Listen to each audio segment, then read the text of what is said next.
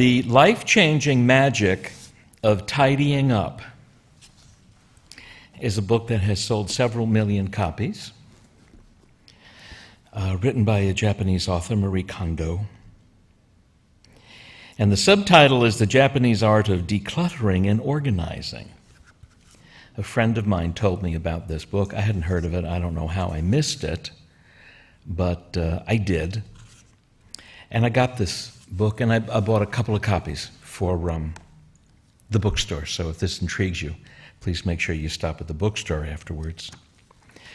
But this was very interesting to me for several reasons, and of course there's always a spiritual lesson behind everything. This is not just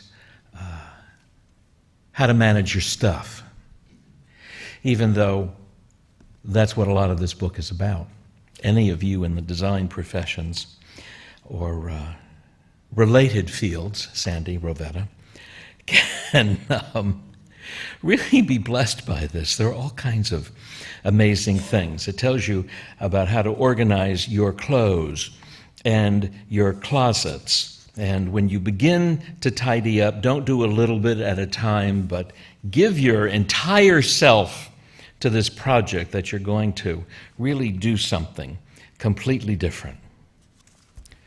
The net effect is that you will find yourself with space and that you will be surrounded by things, only things that you love, that advance your spirit in this world. There are all kinds of amazing topics and ideas in here.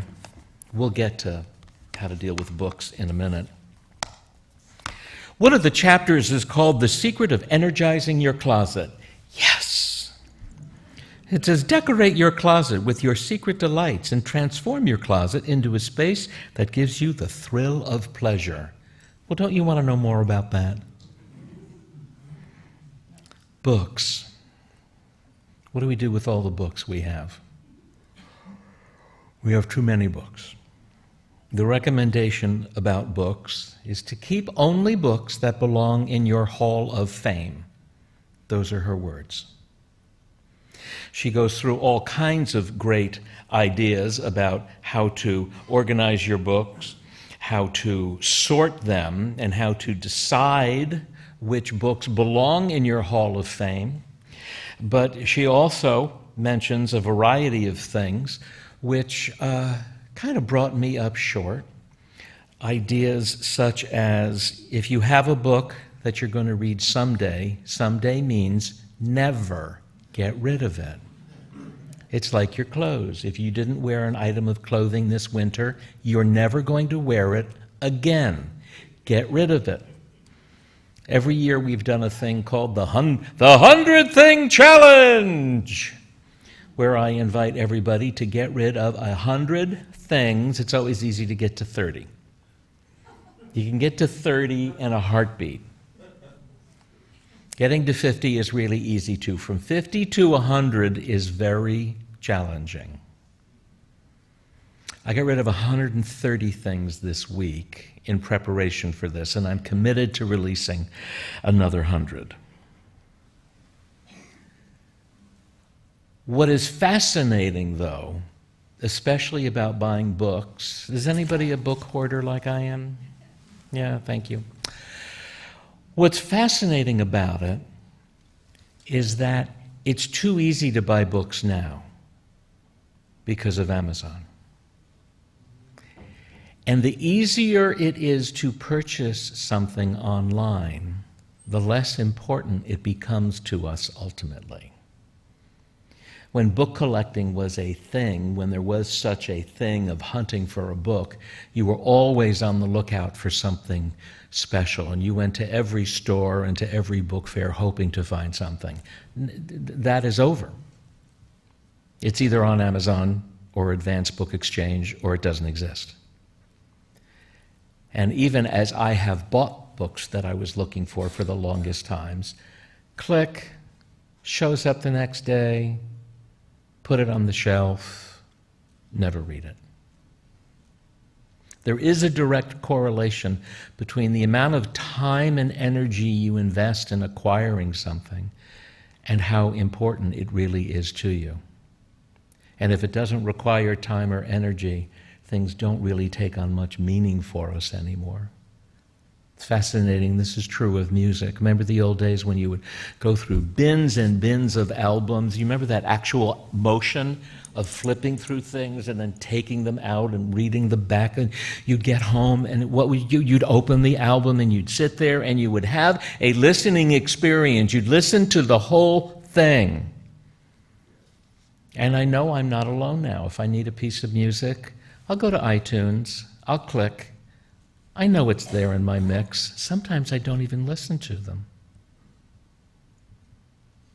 It's a very interesting thing to be aware of.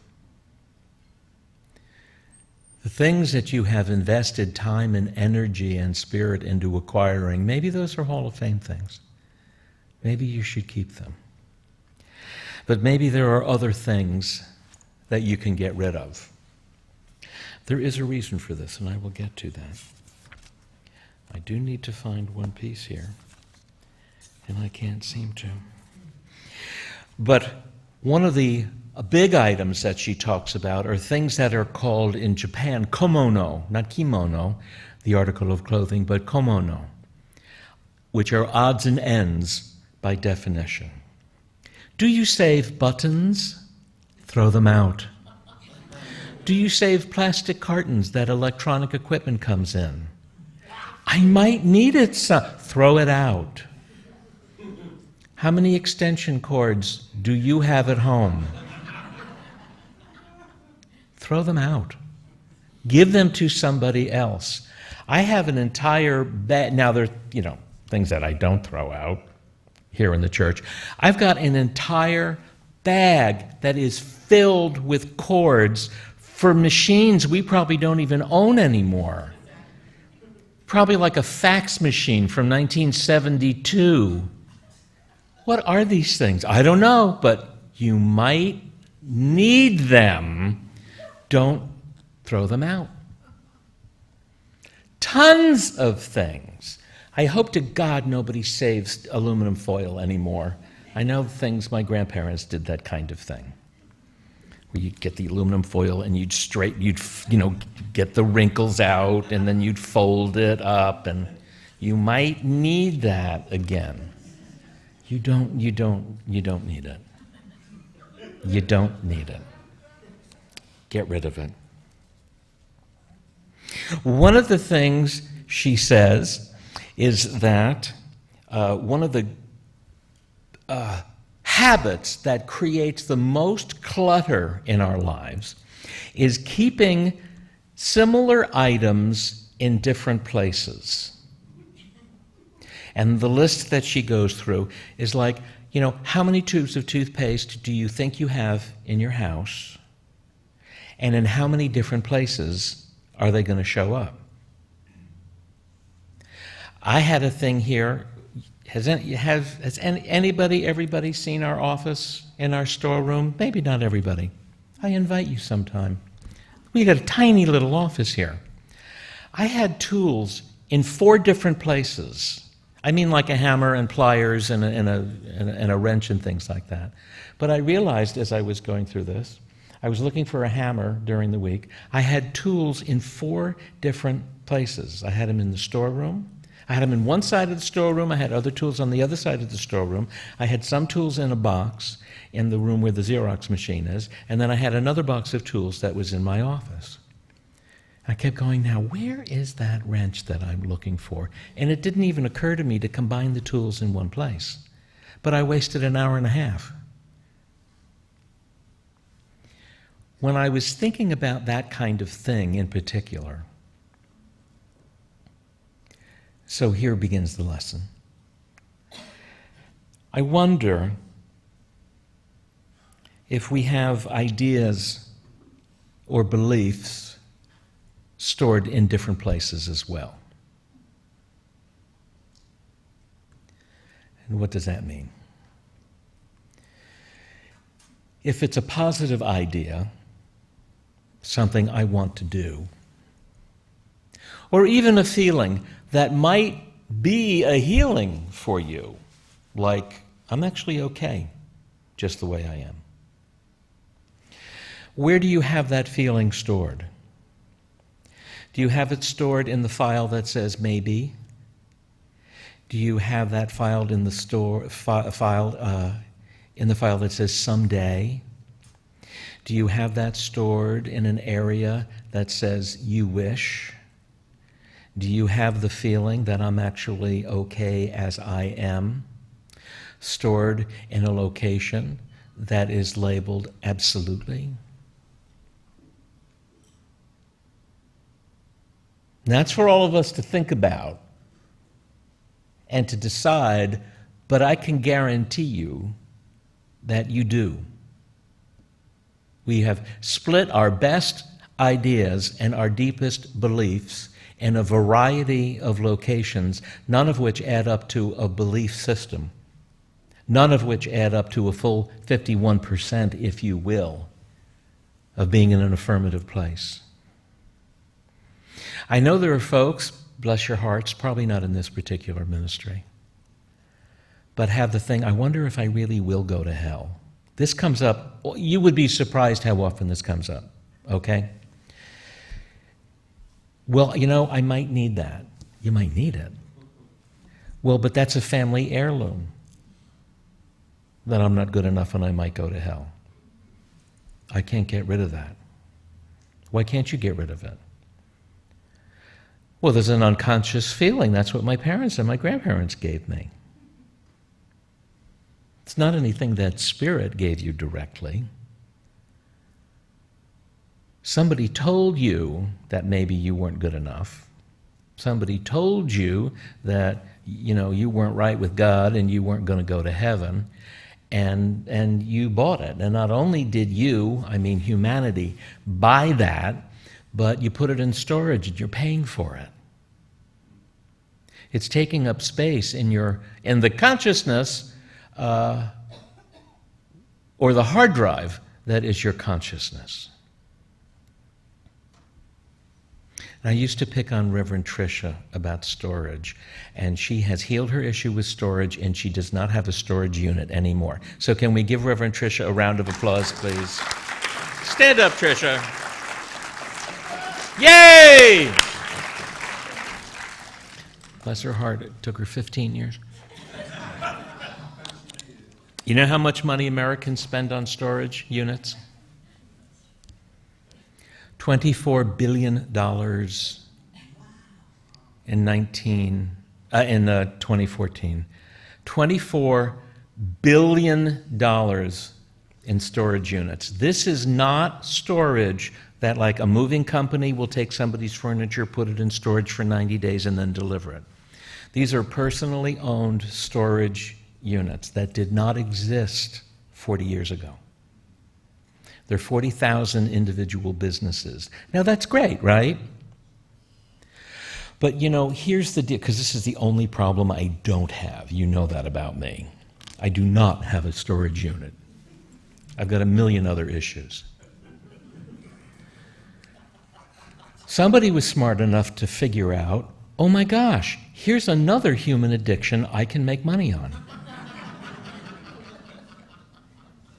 That's all it is. What's in your storage unit? I don't know.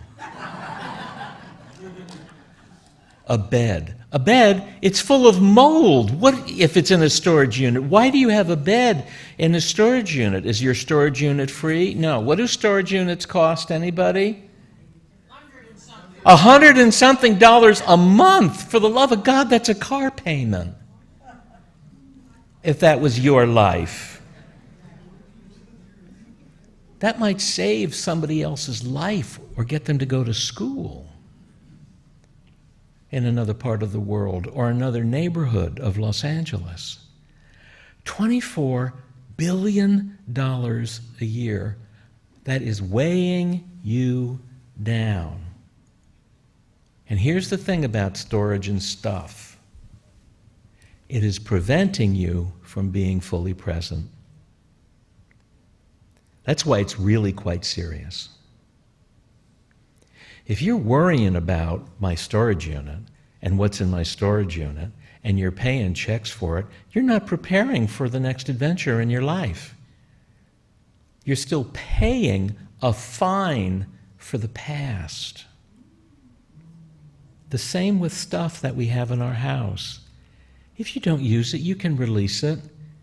You know, you can buy it for 10 cents at Out of the Closet or Goodwill if you need it back. But now here's the tricky part with our teaching. We love to say that nature abhors a vacuum, because Ralph Waldo Emerson taught us that, so we better not have a vacuum. We better not have any open space, or what? Something else will come in and fill it up. Here's the thing. Your job in tidying up your mind, your heart, your space, your life, is to give us free space to create that which we're really about. If we're too afraid to create something, we will fill up our life with stuff and use that as an excuse. I get that. I'm not putting that on you, but I get that. You don't have to live like a Zen monk.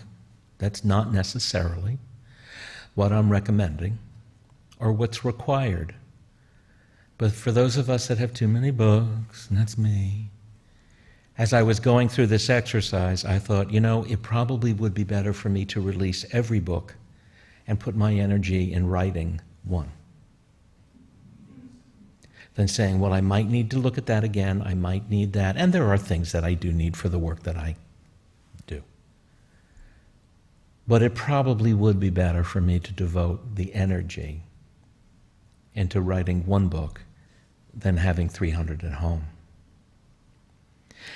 I will invite you to look at the stuff that you have and, make a game. If you want to get the book, please do.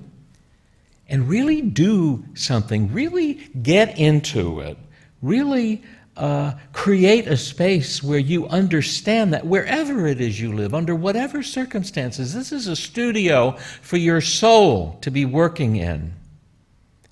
And when we go into our dance studio on Fridays at noon at the Hollywood Dance Center, the studio is what? Is it filled with stuff? No! There's nothing in there. Why? To give us an experience to express spiritually and artistically. Ideally, that's what your house, that's what your place is for. And for those of you that get to live alone, especially, that's what it's for. Think about that. Don't deny yourself things of deep meaning. One or two archival things. Books that belong in your Hall of Fame. But really be judicious and see what is weighing you down and preventing us, all of us, from being fully present. Stuff takes up a lot of space. And media takes up more. Even though the TVs are only this thin now. As if we don't have enough stuff, we allow that to fill up the rest of our time. One of the magical things the author says that will happen is that if you take this project to heart, you might discover your life purpose. Wouldn't that be nice? I know what your life purpose is, but we all have to get there. We all have to discover it for yourself. Your home is a holy place, and treat it as such, and you might be astonished at what you create. God bless you, friends. I appreciate you.